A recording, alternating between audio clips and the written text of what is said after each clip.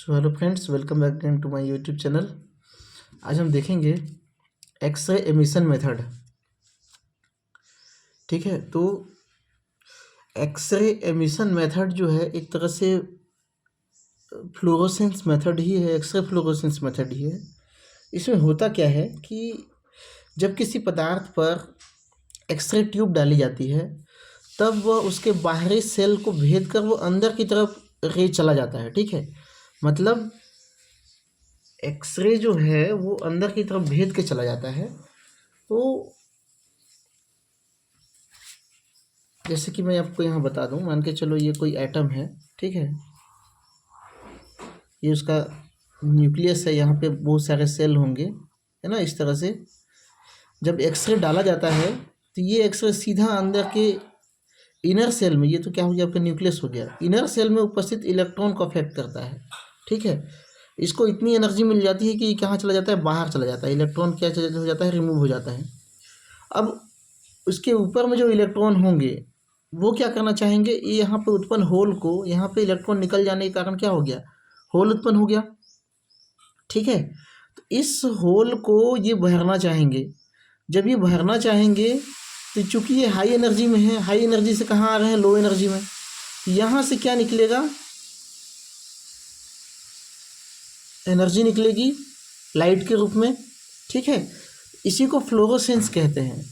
और चूंकि ये एक तरह से एमिशन हो रहा है, यहाँ पे एनर्जी का एमिशन हो रहा है, तो इसको एमिशन स्पेक्ट्रोस्कोपी के अंतर्गत स्टडी किया जाता है। मतलब फ्लोरोसेंस मेथड में के अंदर में ही क्या आता है, एमिशन स्पेक्ट्रोस्कोपी आता है एक्सरे में। ठीक है, तो अब हम चूँकि इतना समझ गए हैं तो यहाँ पे बाकी चीज़ को समझने में दिक्कत नहीं होगा।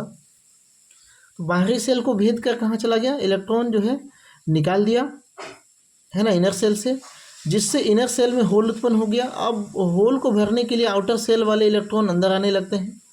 जब ये हाई एनर्जी से लो एनर्जी में आते हैं तो इलेक्ट्रॉन से के हाई एनर्जी से लो एनर्जी आने में क्या निकलती है, एनर्जी जो है लाइट के रूप में निकलती है।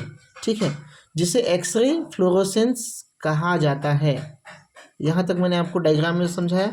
ठीक है, अतः जो एमिशन मेथड है, जो हमारा एक्सरे एमिशन मेथड है, यहाँ पे यह का मतलब क्या है, एक्सरे एमिशन मेथड, यह एक प्रकार का एक्सरे फ्लोरोसेंस स्पेक्ट्रोस्कोपी का ही भाग है।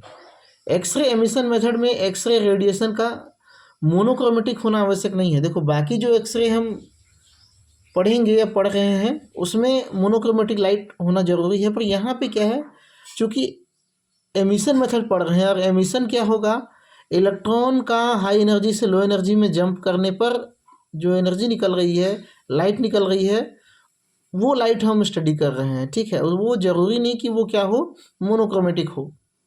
ठीक है, ये चीज़ें हैं। लाइट सोर्स यहाँ पे क्या लेते हैं, टंगस्टन टारगेट ट्यूब लेते हैं, है ना। लाइट सोर्स यहाँ पे क्या लेते हैं, जिससे हम एक्सरे निकालेंगे। वहाँ पे एक्सरे जो प्रोड्यूस करने वाला लाइट सोर्स होगा वो क्या होगा, टंगस्टन टारगेट ट्यूब होगा।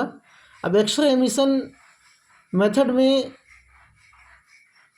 परमाणु क्रमांक 11 से नीचे वाले एलिमेंट का स्टडी हम नहीं कर सकते, क्योंकि वो कोई यहाँ पे एक्सरे एमिशन नहीं दिखाते हैं।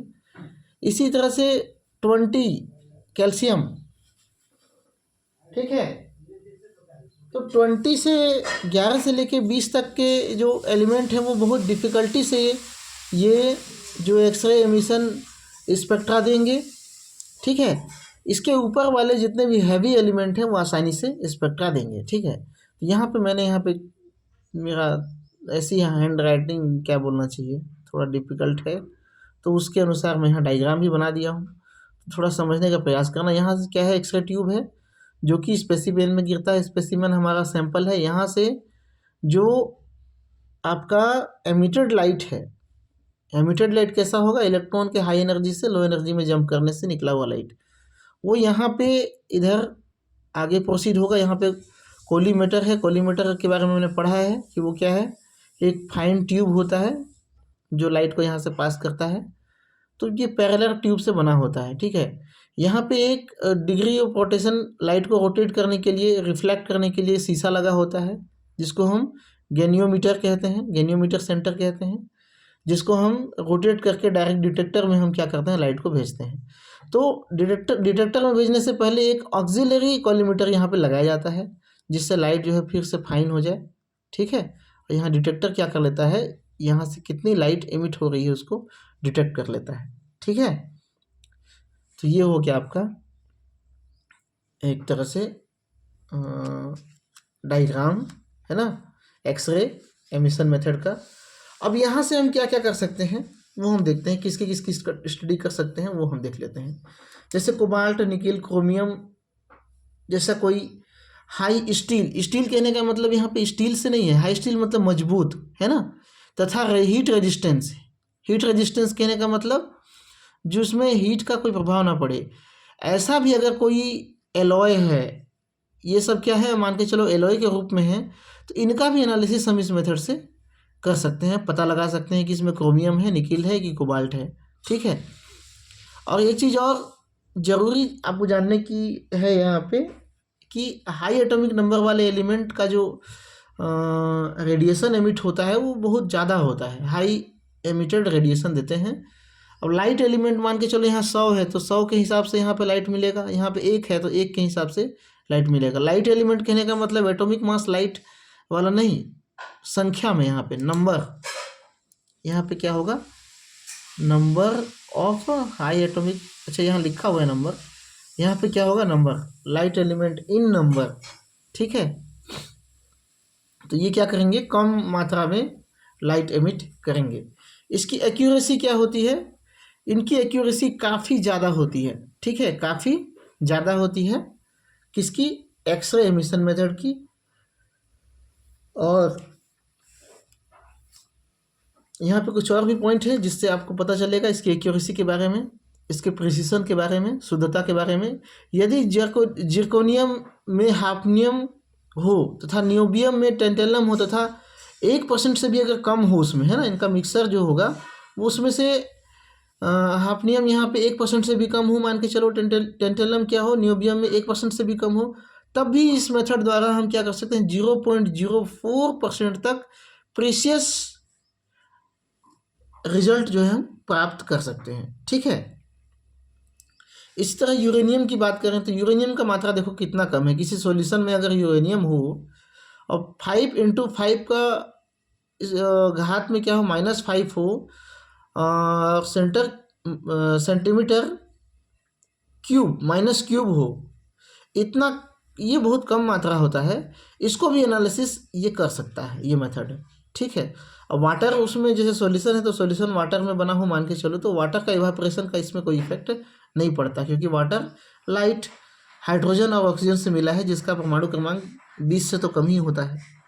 ठीक है, तो उसका इफेक्ट नहीं पड़ता। इसी तरह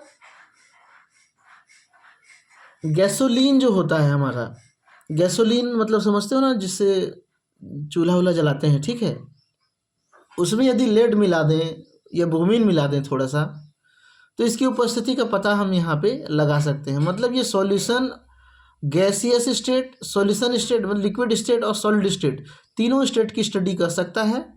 आप लिखना यहाँ पे एक पॉइंट और बना के। और लेड और ब्रोमीन का गैसोलीन की उपस्थिति का पता लगाया जा सकता है। सल्फर और क्लोरीन, देखो यहाँ इनकी तुलना में ये क्या है, काफ़ी लाइट एलिमेंट है। क्लोरीन से भारी क्या होता है, ब्रोमीन। सल्फर से भारी लेड, ब्रोमीन दोनों होता है। ठीक है, तो सल्फर और क्लोरीन इसमें बहुत ही नेग्लिजिबल इफेक्ट डालते हैं, क्योंकि ये डिफ़िकल्टी डिटेक्ट होते हैं। ठीक है, परमाणु क्रमांक 11 से लेकर 20 तक के बीच में जो एलिमेंट आएंगे वो क्या होंगे, डिफ़िकल्टी डिफेक्ट होंगे।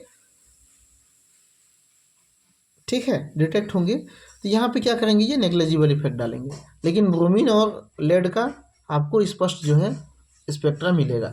ठीक है, तो यहाँ पे एक पॉइंट लिख देना कि ये जो एक्सरे एमिशन मेथड है ये सॉलिड, लिक्विड तथा गैस तीनों के लिए अप्लाई किया जा सकता है। ठीक है, तो इस वीडियो में इतना ही जानकारी, और ये कंप्लीट जो है आपके लिए सेमेस्टर एग्ज़ाम के पॉइंट ऑफ व्यू से तो लिख सकते हो आप, है ना। आज थोड़ा सा ठंडी की वजह से मेरा राइटिंग पूरी तरह से बिगड़ा हुआ है, तो उसके लिए सॉरी।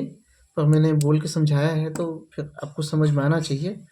आप इस चीज़ को बहुत भली भांति समझ लो कि एक्सरे का मतलब इफेक्ट कैसा होता है। ठीक है, एक्सरे क्या करेगा, आउटर सेल को भेद के सीधा सीधा इनर सेल में प्रवेश करेगा। ये के सेल है, ये एल है, ये एम मान के चलो, तो के सेल के इलेक्ट्रॉन को क्या निकाल देगा, ये बाहर की ओर निकाल देगा।